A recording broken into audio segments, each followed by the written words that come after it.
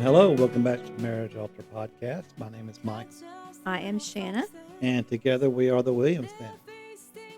Yeah. So, yeah, been a crazy day, Mm-hmm. crazy week. We're going to need kayaks to get around if Yes. it doesn't stop raining. Doesn't stop raining in Texas. Luckily we've had some heavy downpours, but no tornadoes like the rest of the country, so I feel blessed in that aspect.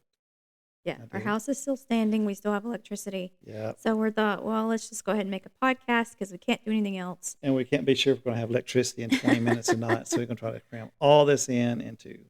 Living in Yeah. the country, that's fun. Yeah. Gotta love that country life. What was Yeah. that show, Green Acres? Mhm. Here's the place to be. It's really not, but here we are. Here we are. So the first two episodes, we talked a lot about our story of our marriage and how God has Yes. completely saved it. But also, we touched on the addiction that you had, Yes. which led to the betrayal, Right. in our marriage, which led to a suicide attempt by you. Yes. And throughout, I would say the last several months, you've been kind of uncovering, okay, this didn't just happen like you woke up one day and you just wanted to die. This No. was like just a slow progression of probably trauma that happened in your childhood, teenage years, Yes. even on into when you served in the military and the combat that you Right. saw and that you were involved in. Absolutely. So that really played into your addictions, Yes. which in turn affected our marriage. Yes. So we decided today we would talk about how trauma affects your marriage. Okay. I'm And good with and we are going to go into some statistics later, but I think if we just kind of talk a little bit about trauma, your trauma for what you feel, let's talk about. And maybe I could talk a little bit about mine Yeah, too. let's talk So about yours too, because it's a male and female problem. and I think that Obviously. most people don't realize in their marriage that they probably both brought baggage in Yes. from some trauma in their past. And I don't want to overuse trauma because it's like I feel like everybody uses that word. But when you Yeah. think about what trauma really is, it's just anything that causes pain or it's abnormal. It shouldn't have Yes. happened. Should not have happened. So, because we weren't meant to live in this fallen, broken world. So we weren't designed to endure all this suffering and pain that we go through. However, Suicide has been a part of culture since we were created. yeah.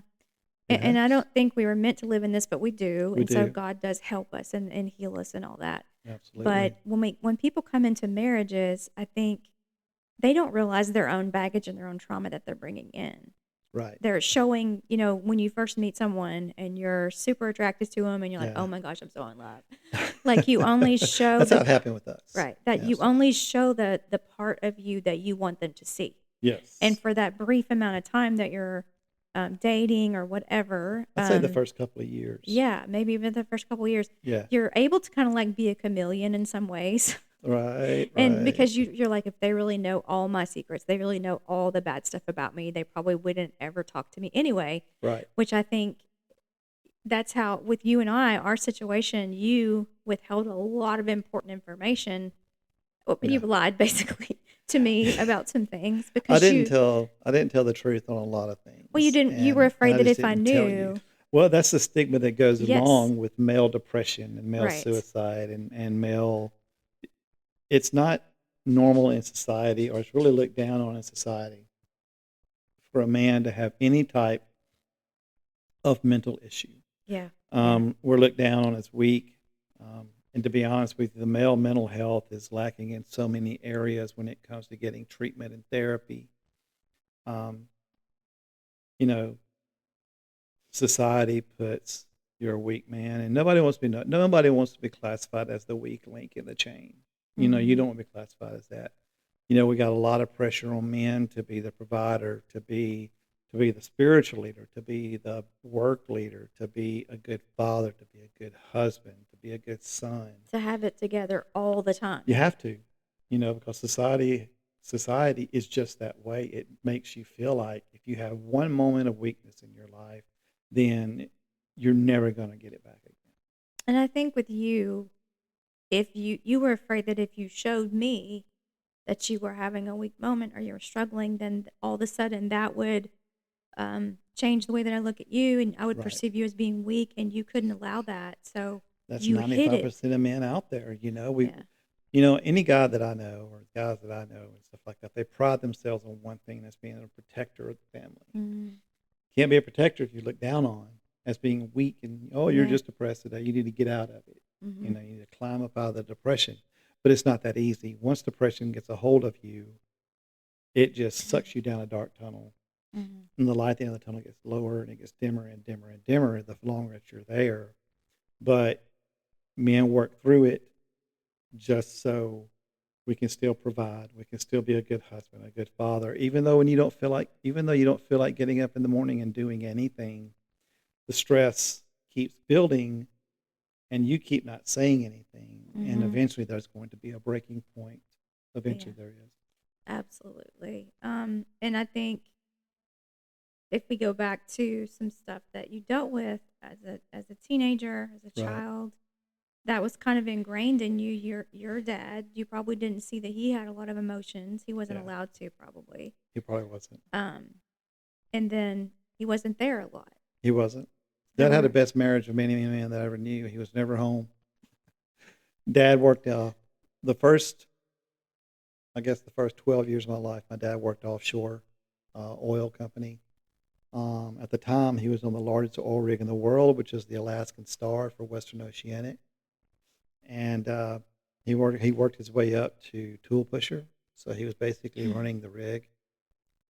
He was home. He was gone for 2 weeks, 3 weeks at a time, and he was home for 2 weeks. But he often didn't stay the full 2. He'd come home and get his family fixed, and then he'd go back out in the oil field and work so some there more. wasn't a lot of interaction between you and your No, dad. not really. Not really a whole lot of action. It was more. I have two older. I have 2 older brothers. But they were so busy doing their own thing. I basically was occupying myself. Every kid that age in the 70s would look to, your superheroes as your role models. But Right. as far as anyone showing me technically how to be a man, or showing me the ropes, there wasn't really anybody around. Well, I don't, yeah, that, but I also think with you, it was a lot of things. I know that you guys struggle financially. So All the time. poverty is a big traumatic Yes. thing for kids to go through. Yeah, my dad was too proud to get on food stamps. Mm-hmm. He said that he would never do it. He wouldn't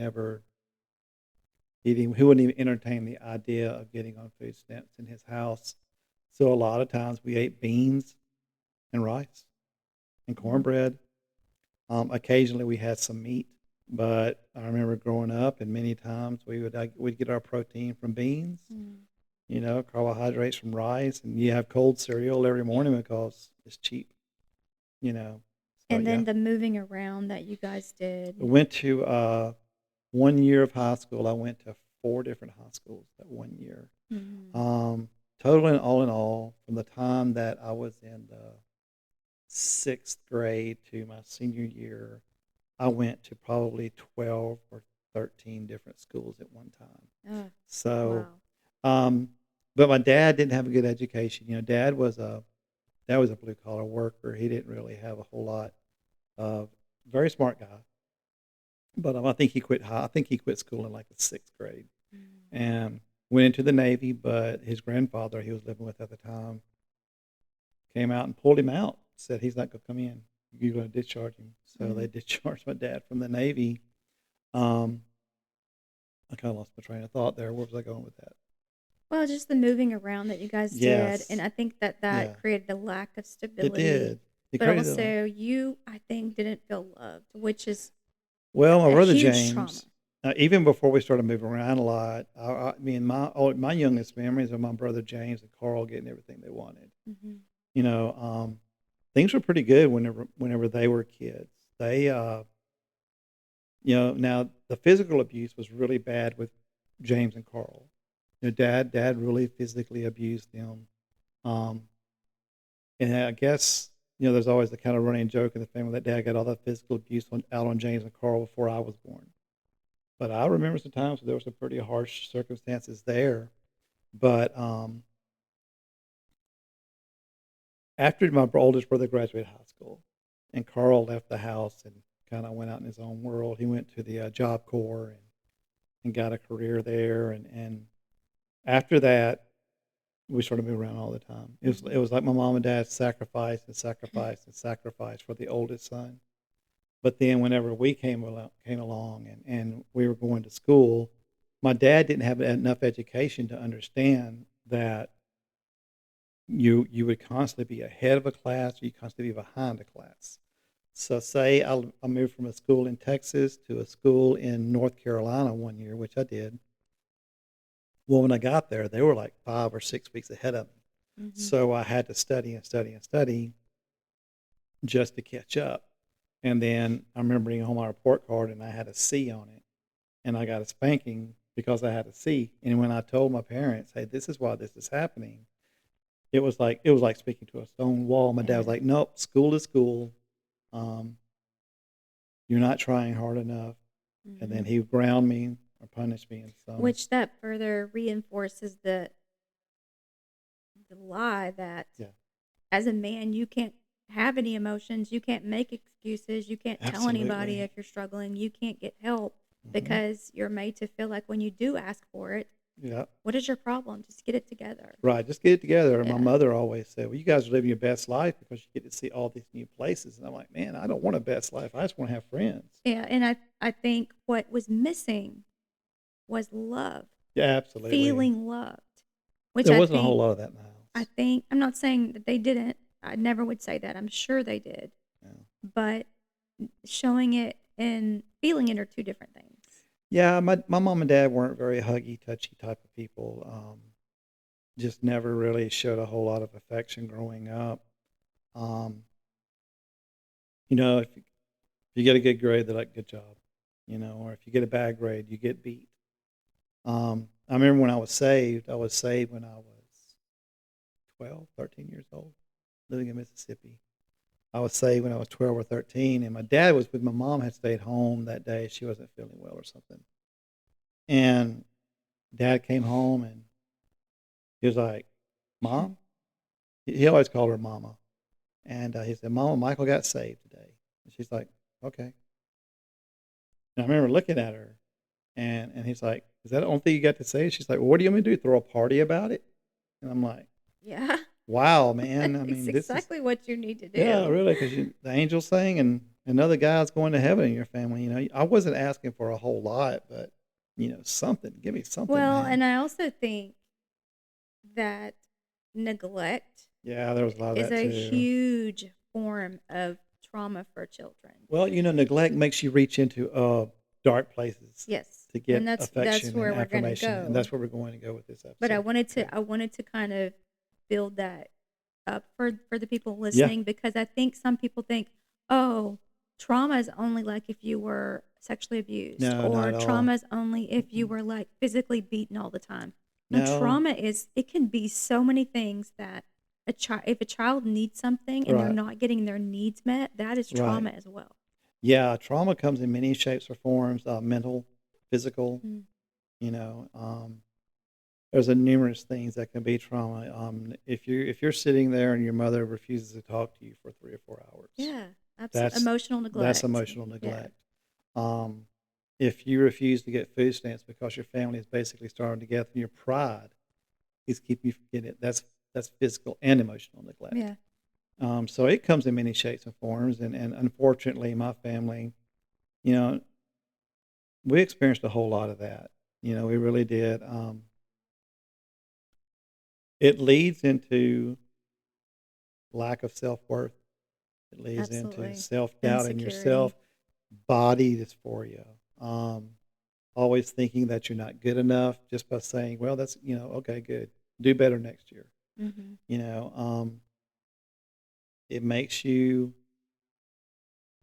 it makes you seek affirmation and good feelings in other ways. Yeah, everybody Yeah, subconsciously wants dopamine. Even if we absolutely. don't know the chemical, we don't know the word for it, we don't understand the chemical process. Right. We want to be happy. We were Absolutely. created to feel good emotions. ones, not negative ones. Well, we want to feel loved, Yes. and parents out there today, and I'm pretty sure there are some men who are in this. I'm sure there's men and women who are in a similar situation similar to mine. And I'm going to tell you right now, dads, you are one of the most important parts of your kid's life. And I'm going to tell you why. For any of you new fathers out there, and soon to be dads, or even dads who have several kids, that child looks up to you on how how he is supposed to treat a woman. If he sees you arguing with your wife, if he sees you downing your wife, this cooking is not good enough. Verbal abuse, physical abuse, or anything like that. He watches you. There's a really good song by Blake Shelton saying, "I've been watching you." Ain't that cool? Um, and they imprint that into their minds, and they're going to beat you one day. So if you want your children to be the best people they can be, moms and dads, if you're going to argue, if you're going to disagree, do it in private.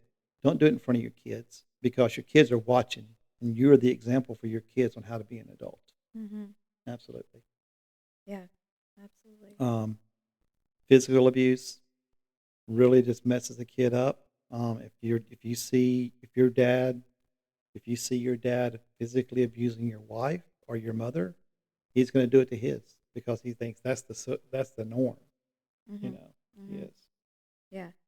So walk me through how you go from your Okay. you're getting to be a teenager and you're miserable and Yeah. you're crying all the time, probably in I was a very depressed. yeah. You I know, mean, I was. Go ahead. you didn't have any friends or anybody because you guys were you moving all the time at Yeah, that we're point? moving all the time. At that time, Dad had gotten a job with a company called Davini Construction, and they were doing fiber optic cable. And they got this huge contract to go all the way across the U.S.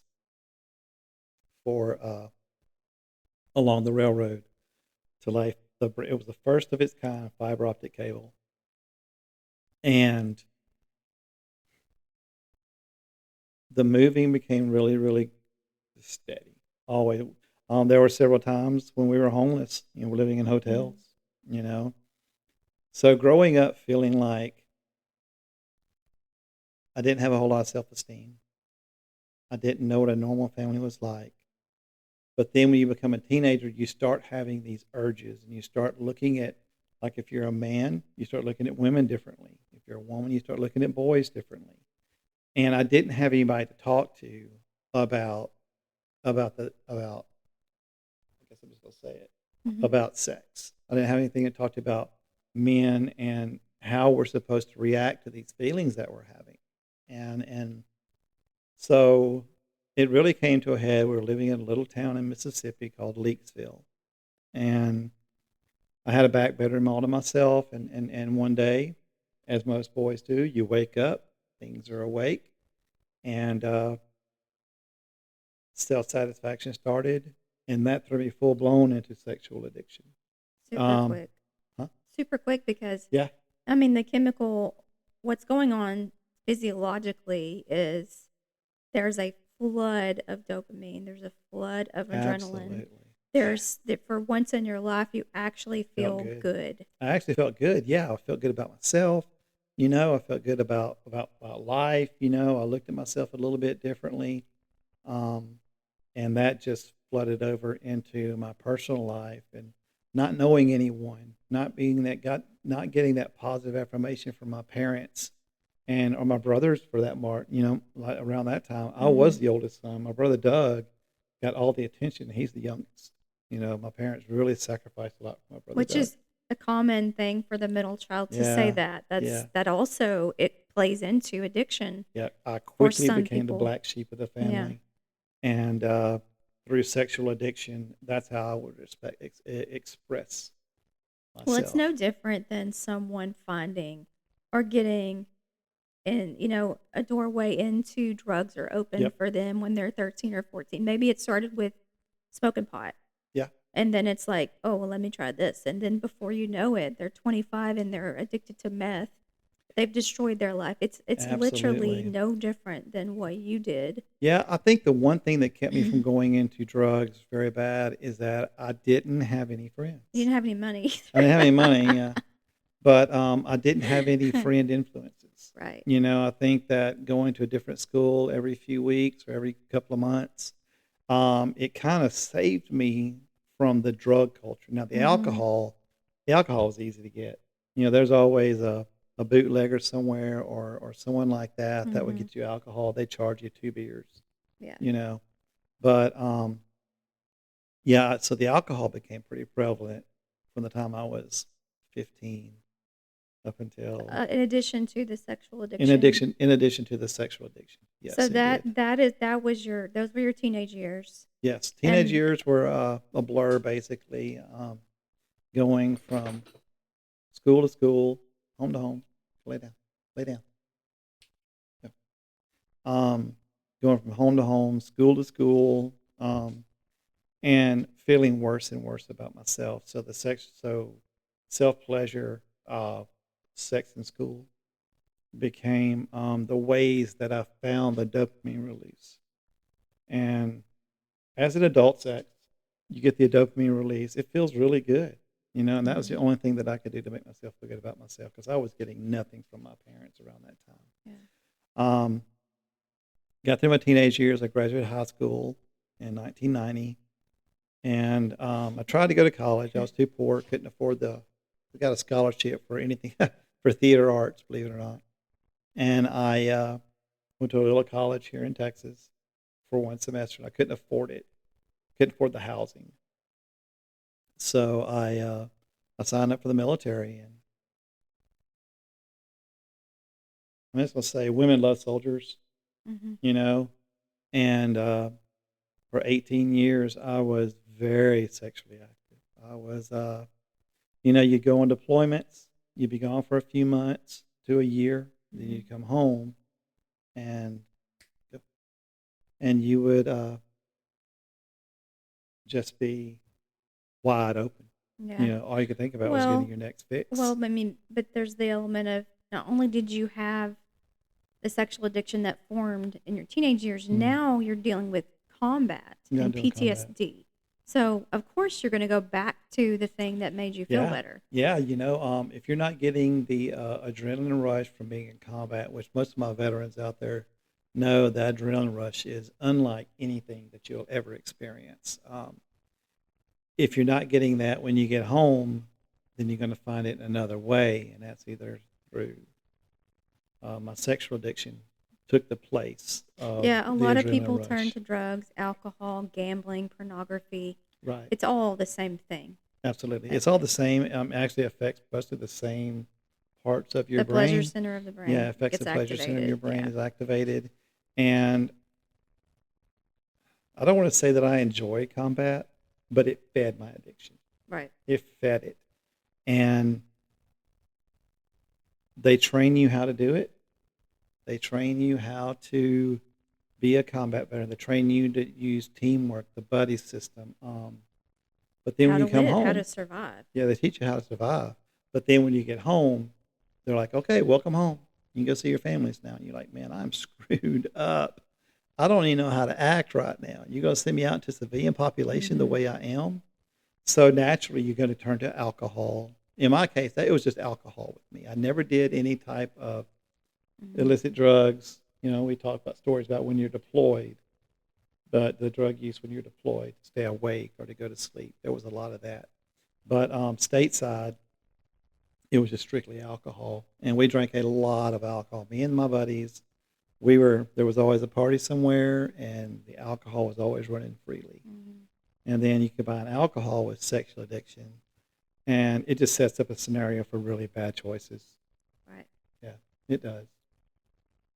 And so, all of that, and you think you're okay when You you and think I you're all right? meet. You think that you've beat it, Yeah, well, right? you and I had this conversation a lot about my sexual addiction when I was in the military, and you asked me, "Well, were you ever convicted?"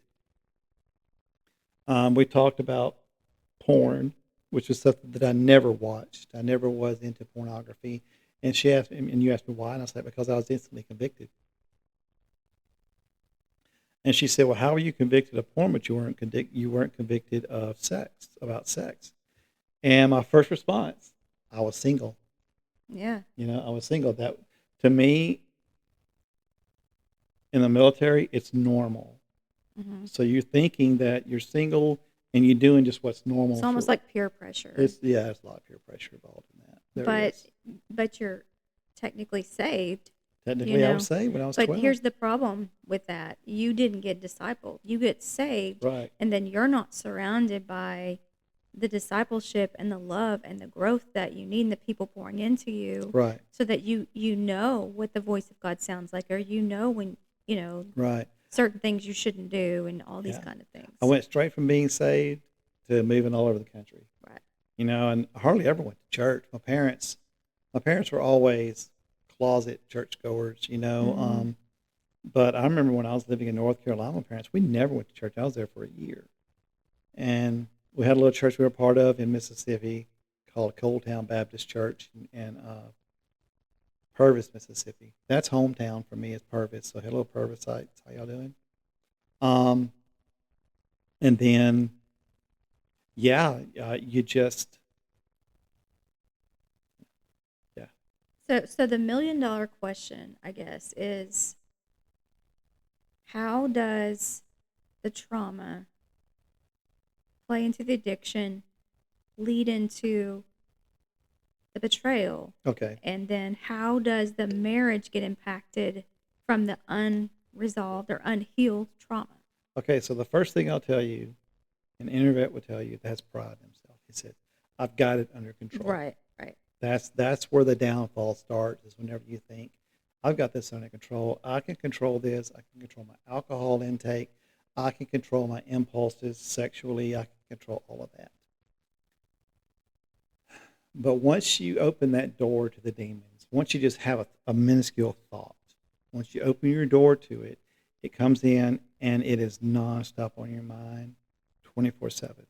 You're constantly finding a way post-military to get that adrenaline rush, to get that good feeling.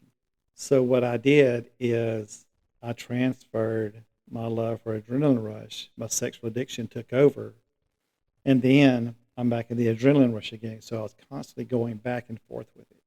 You understand what I'm saying? Sort of. Yeah. So you get risky behaviors. You start talking to people, texting with people, and that feeds your adrenaline. Right. So one addiction is feeding the other. You know what I'm saying? Mm-hmm. So the sex addiction is feeding the adrenaline addiction, but the adrenaline addiction is the reason why is the reason why you're using the sex addiction. It's just a perfect scenario for marriage destruction, because what it does is, once it's found out that your spouse has been unfaithful, like we did, it completely destroys your security. It destroys the belief system in the marriage. It destroys your faith and trust in the marriage. And getting that back has not been easy, and we're still working on that today. We really are. Only through counseling. We've got an amazing counselor, but only through our counselor and faith, trust in the Lord, prayer, people, prayer. Can you get some semblance of a normal marriage back? Honesty. God, yes, brutal honesty. It's not always easy to be honest with your wife or your husband about your sexual addiction or your adrenaline rush addiction, because if you've never been in that situation, then you don't understand it. But there's so much shame attached. There's a lot of to shame. it. Yes, absolutely. I have a lot of good friends of mine who still drink alcohol, and they're ashamed of themselves. Mm-hmm. I got a buddy that lives in Pennsylvania. Dwayne could drink some alcohol when we were in the military, and that cost him his marriage. He just falls in love with the drink. Sexual addiction, adrenaline rush addiction, alcohol helps you come down, or drugs help you come down off of it, and it's all bad. The whole thing is just all bad. So. Well, I think really the solution had you have known what you needed when you were a child, which you didn't figure out until you're 50 something years old, that what Yeah. you were missing was the love I of was just God. yeah, I It was was, missing the love of God, but most important, I was missing the love of my parents. you You were, know, but if I had had that from my parents, none of this would have ever happened. maybe so, but I also think But that God we is view God through the lens of especially our earthly father. So absolutely. whatever kind of relationship we had with our earthly father, we tend to transfer that onto the Lord. Mhm. And so for you, you're like, okay, I have an absentee God who doesn't really care about me. Yes, absolutely. And so Um, it took you some time for God to get through to you. And I remember saying things to you like, I just don't think you know how much he loves you. And you're just like, God don't whatever. know me. But my favorite Yeah. saying was, "God doesn't know me." Right. And You know, that's it my would just favorite break my heart saying when you is, would say that. yeah, God didn't know who I was, in my opinion, you know, and that's just a trap of the devil. You Mm, know, it's just a trap of the enemy to keep you from turning to the one thing that can help you, you know. Up until last year, before we found out that all this was going on with me, we had a good marriage. right. You know, we did. Well, We were I, struggling. I think that we thought we had a good Yeah, marriage. we thought we did. I think what I knew of the marriage and what I knew about you, I thought was good, Yeah, but I didn't know all of it. right. Yeah, well, So, I'm not gonna I couldn't come out and tell you right off the bat when we met you that, "Hey, I'm a sex addict and adrenaline junkie." You know, I couldn't tell you that. Um, there were signs that I never picked there up were on. signs, but I thought I had it under control. We already Yeah, talked but the about that. signs are not what people would think they would be because for you, your addiction is not like you have this urge to go have sex with Mm-mm. women. For No, you, it's more about it's the risky behavior of flirting and not getting right. caught, of texting and Absolutely. not getting caught. It wasn't Absolutely. really like you were just going out and having sex with every woman Well, in here's the what no, no, world. no, there was not that. It Because I was don't want people mostly getting the wrong idea. yeah, it was texting. Texting and talking is what it was. And I tell you what the texting did. It put me in fight or flight mode. Right. Right. And from the fight or flight mode, what happens? Adrenaline gets massive doses Hmm. of adrenaline get dumped into your system, and you get high. I mean, I can still remember that high that happened, and it felt really Which one? The one from the the battle adrenaline, or the from adrenaline. just in general? Yeah, just the adrenaline dump, you know, because you feel invincible around Well, that time. something people probably don't know, and I didn't know this until I started listening to some psychologists talk about adrenaline. And what it does is it actually, because it puts you in fight or flight, it takes you away from the problems that you're facing. Like Right, if you're facing abandonment, neglect, abuse, not feeling loved, whatever it might right, be, if you go into fight or flight, all of a sudden that's nothing because you're over right. here in some other, it actually numbs the pain. Just It like when you get does. into fight or flight, you can't physically feel pain. Yeah, well, it blocks pain receptors Exactly. is what it And so does, I think and we do that to emotionally block things that we don't want to feel. And that's what absolutely. you were doing. Well, around that time, you know, we were having some financial issues. I had quit travel nursing, and I was working at a little facility here in town, and I was making money, but I wasn't making enough. You started feeling bad about I yourself. started feeling inadequate, Mhm. you know, because I pride myself on being a strong man who is a good provider, who takes care of his wife. And I always said the one thing I was never going to be was my dad. I always said that from when I can remember saying anything. I will not be my parents. And the more that things started rolling around, you know, we moved into a big new house and everything started piling up with bills and all that. The money started running out, and I'm realizing there's nothing that I can do about it, Mhm. Mhm. you know. And I'm like, I have completely failed in life, you know. And that's when you start saying, I wish I'd never gotten out of the military. You know, the Yeah. military understood what I was going through. Mhm. You know, the military, if I first started feeling bad about myself in the military, I would just deploy, Mhm. you know, and that would give me the adrenaline fix that I needed Adrenaline. to make me feel worthy because I was getting Right. satisfaction of knowing that I was doing something that was heroic. Mhm. Mhm. Well, oftentimes in it in psychology, what ends up happening is we become the very thing that we wish someone would have been for us. Absolutely. So if we wanted someone to save us, Yeah. then we become a hero. Yes. And in our life when we get older and we're just running around trying to save everyone, but Yeah. it you burn out. you don't deal with the real reason that's underneath everything, which is you have got to accept the love of God. Well, it leads to risky behavior leads to adrenaline burnout. Your Mm, adrenal glands adrenal get to the fatigue, point yeah. to where they just don't do anything anymore. And it requires more and more and more and more stimulation to Mhm, get there. mhm. Just like a So drug. it is a drug. Absolutely, it is. So whenever you start noticing that the adrenaline dump is getting less, and like me, I was getting older, so I couldn't go skydiving Yeah, anymore. I don't have right. a motorcycle. We talked about that, and that was but, you know, I'm still I thinking was about it. yeah, we're never gonna get one. I have no faith in that. Well, we'll But see. when you're a married man, you have responsibilities, and you can't go out and do those extreme things that you wanna do Mhm, because you've got a family to think about now, you mhm. know?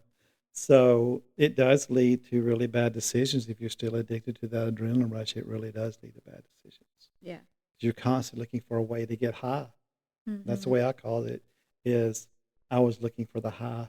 And you brought that into our marriage, I did. and you hit it so well for me Yeah. in the beginning as we were dating, which only lasted like 3 months before we got married. We got married pretty quick. And it Yeah. happened so fast that I don't think I realized. Well, just like with any addict, and addiction is addiction, no matter what Mhm, it is. mhm. Addiction is addiction. It stimulates the same parts of your brain. You have withdrawals when you're not on it. Any addict can hide it. Mhm. Any addict can make up excuses for why things are the way they Right, are, right. or they say, "Well, I only do that because of this, but Mhm. I don't do it all the time." Yeah, right, Like, justify when it. I was drinking, I wasn't drinking every night. Well, maybe I was. But, um, I was usually drinking to curb it, to keep it all pressed down. Mhm, So when you're trying to keep it all pressed down, you start drinking more. mhm.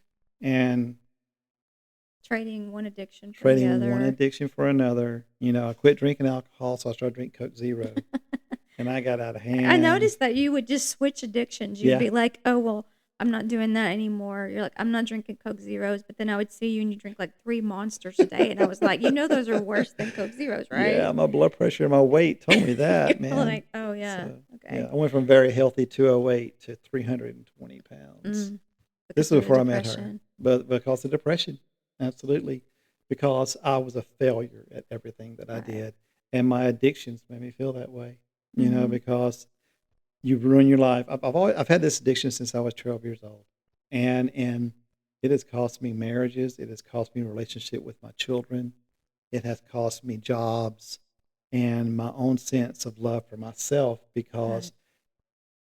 addiction is like this. You got a good angel and a bad angel on each shoulder, and the bad angel wins. And you keep giving an ear to that bad angel because it's more fun living bad than it is living good. Yeah. You know, At first. at first it is, but then it catches up to you. Mhm. And when it catches up to you, then it is nonstop conviction by the Holy Spirit. Yeah. Especially if you're a Christian, it is. It leads to death. You know, It does. every addiction, if it goes all the way to the end, it's Right. going to result in death. I mean, you tried Right. to kill yourself Mhm. because you could not live with it anymore. You were Well, so tired of it. one of the things I remember about that day is I kept saying, "I'm tired of hurting people." Right. I'm tired of hurting. I'm tired of not knowing why I'm hurting people. I'm tired of being alone. And I'm just generally tired of living. I couldn't do it anymore. Right. So that's why I was fixing to lose everything, Shay. And I think that little dark angel on my right shoulder said, "Well, you know what? The only thing you got left to do is kill yourself." And I'm like, you know what? I got one more thing I can do. Mhm. So yeah, Well, that was let's talk about those stats of okay. men, Then we got to because get on to it is. yours. I don't know if we said this earlier, but it is Men's Mental Health Awareness Month, Yeah. and we do know statistically men are way less likely to get help, to get Right. counseling, to even tell people how they feel because they've been shunned and told from the Yeah. time they're small kids that men don't have feelings. Men don't talk about how they feel. Well, You we have to be know that we strong. have feelings, but it's not cool to talk Right. about your feelings. It's It's not not cool cool. to acknowledge, "Hey, man, you know what? I'm depressed. Right. You know, I don't want to get out of bed every day." Well, you Mhm. get called lazy. Um, I got lucky because you're my spouse and you are amazing. You recognize the symptoms of things that are going on. And instead of me making me feel weak, you make me feel better because you acknowledge my struggles and you help me get through them. Mm, But there's a lot of men out there who are married and they don't feel like they can talk to their wives about right. it because here's what happens. Honey, I'm feeling kind of down today. We'll just go fishing, Mm. or just go drink a Just beer. pull yourself up by your Yeah, bootstraps. You'll be fine. that's right. Pull yourself up, man, and get out of What's it. your problem? You got a family to feed. You can't be depressed today. Right. You can't be sick. Mm-hmm. God forbid you miss a day at work because you just can't get out of bed. Yeah. But okay, so the suicide rates in 2024. Obviously, we're still in 2025, and we haven't got all those rates back yet. But the male suicide rate in 2024 was 21.6 per 100,000. And that's in That's the male. U.S., right? That's in the U.S. That's the U.S. suicide rate. That's 14 in 2025. The rate was adjusted for suicide, and it's 14.7 deaths per 100,000 individuals, surpassing the 22 rate by a huge margin. Mm. And I'll tell you about. I keep harping on veterans because I am one, but I'll tell you why the suicide rate has gone up. It's because you've got these young men, and 18 to 36 is the most common area, or they're the most at risk for suicide. The Mm-hmm. most normal, what was the way I'm saying is, the age group where suicide rate is attempted the most is 55 to 65. So I fell right into that at 53. Um, I lost my train of thought here. But so the reason why the rates have gone up is because we're not in war right now. We're not in Mm. combat. You've got all these men, especially the veterans, who came home from years of war, and you're like, okay, what do I do now? Mm. You know, I often laugh and joke about my time in the military, special operations. Only thing it taught me how to do in the military when I got out was work on farm tractors. Mm. How do you go from carrying weapons and calling in close air support and coordinating with different battalions on what this next fob is going to be? How do you go from that to being a civilian? And I think that's why a lot of veterans go into law enforcement A lot of because fellows they do. want that. Well, this is the closest thing I can get, or the FBI, or whatever, Yeah, something like that, absolutely. because this is the closest I can get. But yet, here's what you're doing: you're just keeping that addiction going, Yeah, and absolutely. instead of learning how. I'm not saying you shouldn't go into those fields. I mean, that's Right. whatever you have And to do. just to show you the difference in the statistics between males and Mm. females. Men, like I said, in 2024 were 21.6, right? The males comprise almost over 80% of the suicides in Mm. That's what 2024. I was thinking. I knew it was a lot Yeah. higher. Women, 6.4% per 100,000.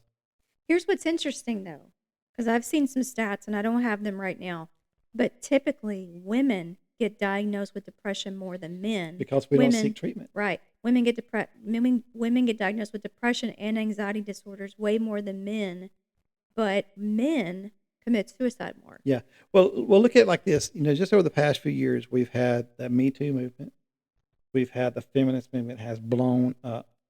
And then you have these traps that are set up for men. I watch them on TikTok all the time. You got this girl working out in the gym, and she sees a man just look her way, and she's like, "Have you got a problem?" Right. Yeah. And the guy worked there. He's like, "Well, I'll just kick you out the next time."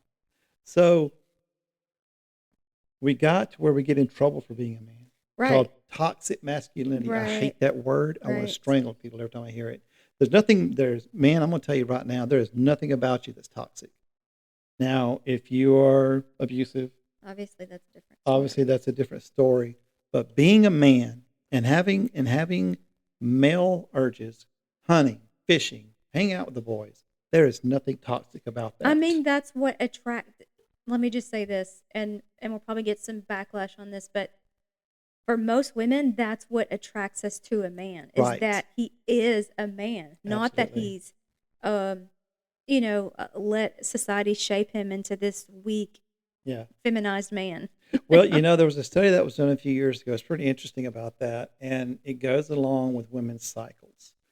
Women like men, uh, but when you go on your cycle, what you look for is a strong chin, some very, very masculine men who are fit, who have great careers, because, well, Instinctually, that's just what instinctually, the happens. breeding cycle, you're Right. looking for the best DNA that you can find. Even if you realize it or you don't realize it or not, you are doing that. Absolutely. I It just is in your subconscious. it breaks my heart because I'm not anti women at Right. all. I'm not either. I'm not, but I don't like all the male bashing that's going on. I Oh, don't like all gosh. of the women who are trying to feminize men, Right.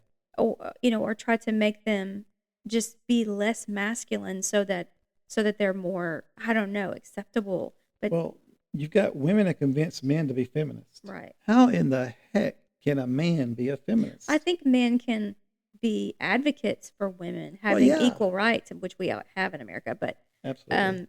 equality in all areas. But men and women are just different, Yeah, we're just which I different. think is a whole other episode that we can talk about. But Yeah. I just think the statistics are staggering that so many more men, I think you said 80 something percent, Yeah.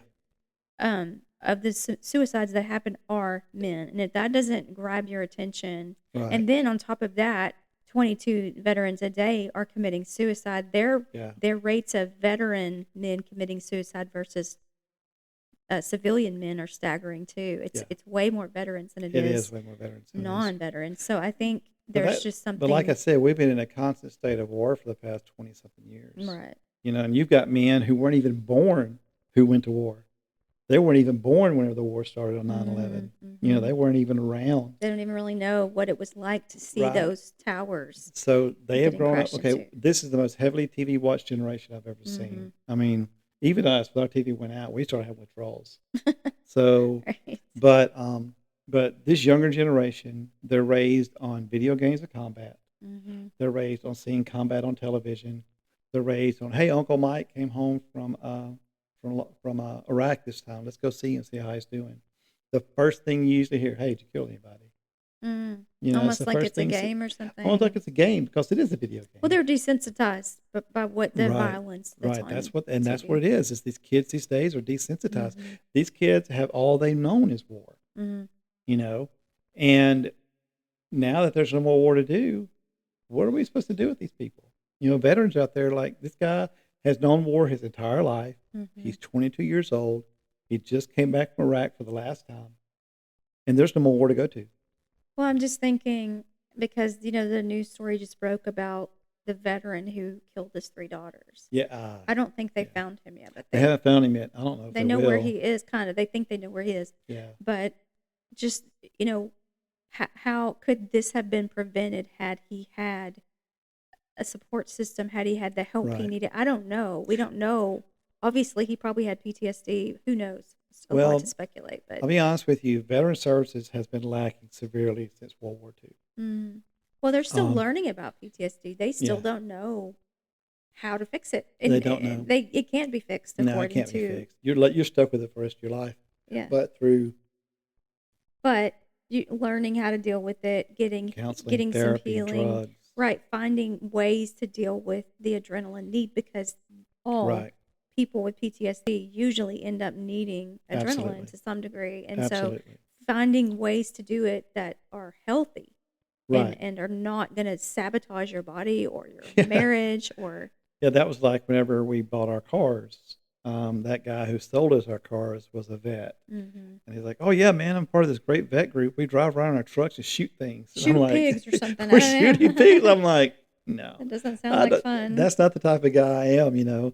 I mean, since we've known each other, I've shot a gun, 5 times at the dogs next door. Oh yeah. Yeah, I wasn't very popular with them for a while. But there are some guys who get out and they still love weapons. Me, being around a weapon gives me the heebie-jeebies now. Now, I think that weapons have a place in the household. I'm not anti-gun. But I got my fill of that stuff when I got out. I did. Yeah, your need for adrenaline shows up in Shows up in different ways. But Yeah. I think the point of this whole episode is, okay, what have you drug into your marriage that that you didn't get healing from? Oh my God. Right. I mean, I'm talking like to the the viewers, like Yeah. what have you allowed to creep its way into your marriage? It was traumatic for you, and you didn't get what you needed, the healing that you needed. Because I think Yeah. all people bring things in. I think that marriage needs to start with a very real conversation before you get Oh, married. gosh, yes, for Um, real. I believe in premarital counseling. She and I didn't do it, and we were a mess because of this right here. Hmm. But I think that premarital counseling is very good. I think that everybody should have to do it, and I'm going to tell you why. Because it helps you come to terms with the way you are. It helps you tell your significant other, your wife or husband to be, about the things that have hurt you. Hmm. That way, your spouse is not blindsided by this stuff Yes. 3 years in. You wonder, where's the perfect Like, who, spouse that I who's the thought that I person had? that I married? Who Yeah. is this? I don't even know who this Well, is. that's what happened whenever all this came to light. Is like you're like, I don't even know who you are Right. anymore, and I'm still me. But I'm I'm like, just who is sick, me? but Like, I'm just sick, and and I yeah, need help. right. You know, and uh, Which is what we did. We got you the help that you needed, yeah, but most of it, honestly, has come from the Lord. it has. And Well, you know, and I'm not putting you up on a pedestal. I know you don't like that, and but I am going to say that I think that God put you in my life because He knew that all this was going to come out one way or the mhm, other, and He knew I needed someone strong in my life that's going to be resilient enough to stay with me and not divorce me. right. You know, and if it hadn't been for you and your family, I would have. You'd I be had dead. nothing else to live for. My family didn't care. You know, so you know, Mm. but yeah, Oh, that's a lot. And I know it's a we could lot. keep going. We've probably been talking for at least an Hour, hour. And yeah. I guess we'll get I, into your I stuff think, next time. yeah, maybe we'll see. Mine's definitely not as traumatic as yours, and I think I had worked through a lot of mine before you came along. Yeah. A lot of it, I Mm. think. But the trauma I had to do with my previous marriage, Yeah. and that's what I brought in was Well, the you've got some familial problems in there also. yeah. But I think, and yes, Yeah. I did. But I think the root of mine had to do with a lot of gaslighting that had happened Yes. in my life, a lot of being Absolutely. lied to, a lot of being um, just victimized by other decisions that other people made or whatever. And But I'm going to say right now, if you're with someone who gaslights you on a continuous basis, you need to get help. yeah, That person that's gaslighting you is not there for you. He's there for himself or herself. it's a hard place Absolutely. to be for It's a hard sure. place to be. I had a marriage like that. She had a marriage like that. You're constantly made to feel unworthy. Hmm. Yeah. Well, I hope that this podcast episode was in some way, Yeah. if it could be encouraging, I hope that it was, or eye And opening, or if, however you want to phrase it. yeah, if there's a man out there or a woman who wants to contact us, drop us a message in the chat below, Comment, yeah. and we will get in touch with you. And on that note, we are in the process of working through some Yeah, we got some big things training and coming. Yeah, we certifications, and do. I'm our excited. intention is to eventually coach people, Yes, coach marriage coaches couples. in our Um, home. I don't know Um, how we're going to do it. We'll work out the details, yeah, but we're working through some training and coaching certifications for that. We right. have a heart for this. So, yeah. So stay tuned for that, because Yeah, eventually, instead of saying, hey, drop the comment, we'll actually just say, hey, if you want to work yeah, with us, here's our information, and right. it'll be in the posting, Yeah, the the postings. links. So, And I'm going to just say this one more time. Um, Veterans and non-veteran men and women, you have worth. There is someone on this planet that is a better person because you're alive. I know it doesn't feel like that right now. Look, man, I've been there. I was there last year. I had ruined every relationship that I had ever been in. My kids don't even talk to me. I'm still working through that. You have worth. There is somebody on this planet who loves you. mhm. There's somebody on this planet that would be very sad if you were not here anymore. And just because you kill yourself doesn't mean that your suicide doesn't reverberate all across the Oh, yeah, community. for It sure. destroys families.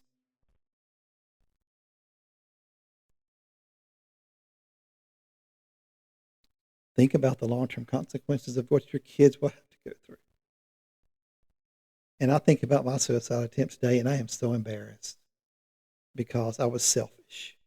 And I looked for a way out to where I wouldn't hurt anymore, but I didn't think about the consequences of my actions hurting my wife, hurting my kids, hurting my in-laws, hurting her family and my family.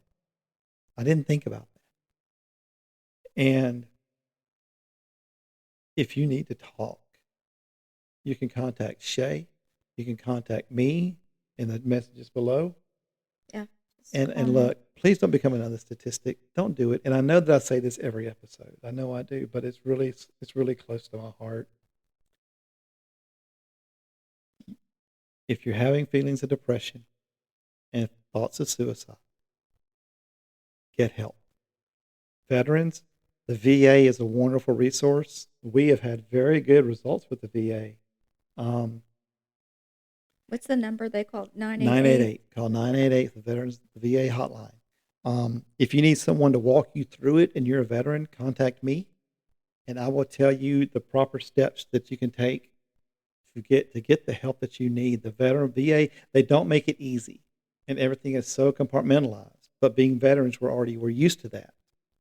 So it takes patience on your part to work with the Veterans Administration, but they're there and they care. Yeah. I've got a great care team through the VA. Yeah, they care about you. And